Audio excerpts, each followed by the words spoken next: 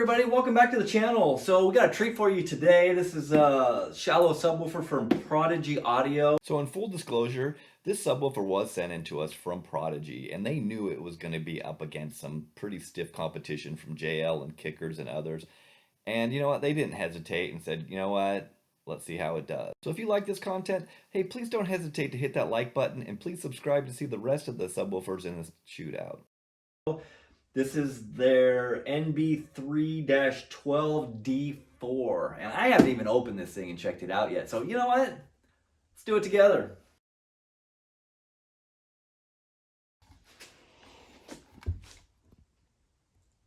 All right, this is a good looking sub, I must say. We have a stamped steel basket. I think we've got dual 4-ohm voice coils on this thing. And there's no instructions or anything, so you know, let's look this thing up and find some specs and some whatnots on it and all that good stuff, and let's see what we're looking at here. All right, we're at the prodigyaudio.com website, and this is their 12-inch NB3 subwoofer, $162.99. It's a pretty reasonable price, probably one of the more affordable ones in the test that we're gonna run here. Looks like RMS power is 800 watts. That's a lot. That's pretty amazing. So an Xmax of 11 millimeters, that's pretty decent. 4-layer copper voice coil, and it's got a 3-inch voice coil and former, and treated paper cone, rubber surround. So what I was told is, yes, this thing's got a bigger voice coil and a really heavy duty motor on it. So, you know, this is supposedly more of a unique design. We've got an FS of 36.2 hertz, the BL of 23.96, Xmax, like we said, was 11 millimeters. So, you know, let's get this thing in a box and see how it goes.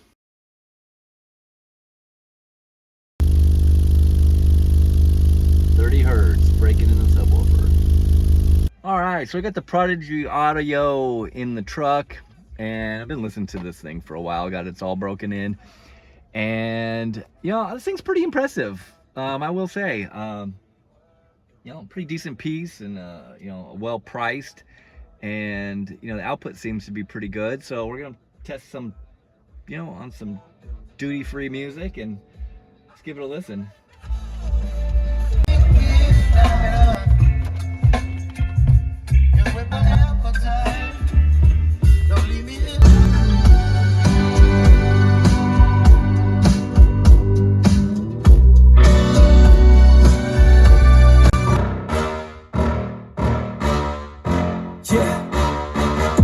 Please tell me that I can't, that I won't, that I fail, that I'll never make it out, yeah. Please tell me all the bad, never good, till my head goes running out. Never heading south, I'll be spreading out, call it word of mouth. Can't put me down, I'll be getting out. You can never doubt, not what I'm about. Have your f***ing cloud, it be raining out. I keep making sound, go another round. Tell me you're bound, can't stop me now. You don't wanna fuck with me.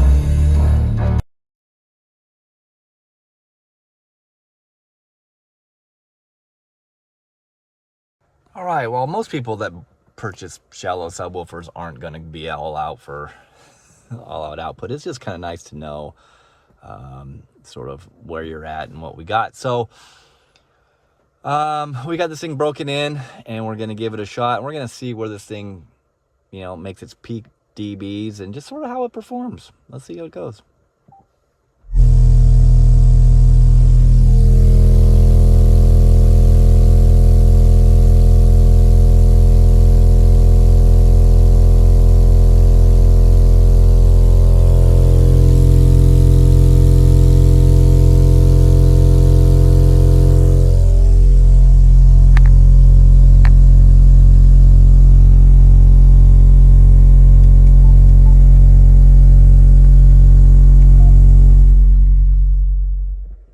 Well, I think that's enough torture. This thing actually did pretty good. To get any of these to even register, this dB meter, the Basshead Garage, only starts at 120 to 20 dB. So to actually trip the meter, it's fairly impressive for this thing. So it's pretty good.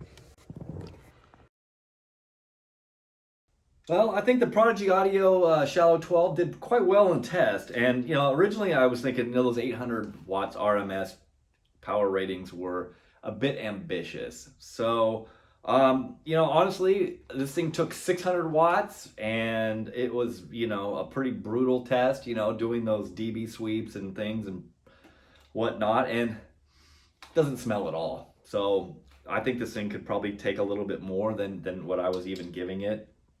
So also need to let you know that this is just under a 1 cubic foot box, which is well within the range of this woofer. And one thing that you need to note is the cutout size for this woofer is a bit smaller than most of the other woofers that we're testing and working on. So we had a tough time sealing it. I had to get some foam on it, but I think it did really well. I think the output was fairly decent for a shallow sub.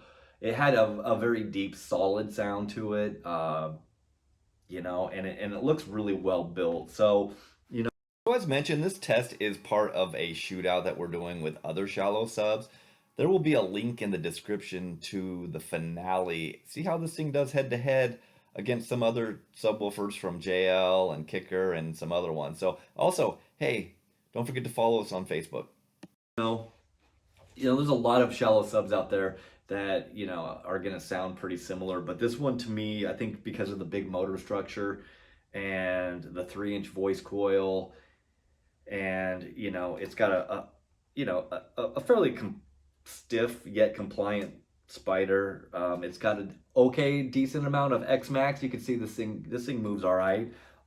Surrounds rubber. I mean, it's a good quality, well-built sub. So anyways, I'm going to give it 2 thumbs up. So anyways, let me know what you guys think. Would you buy one?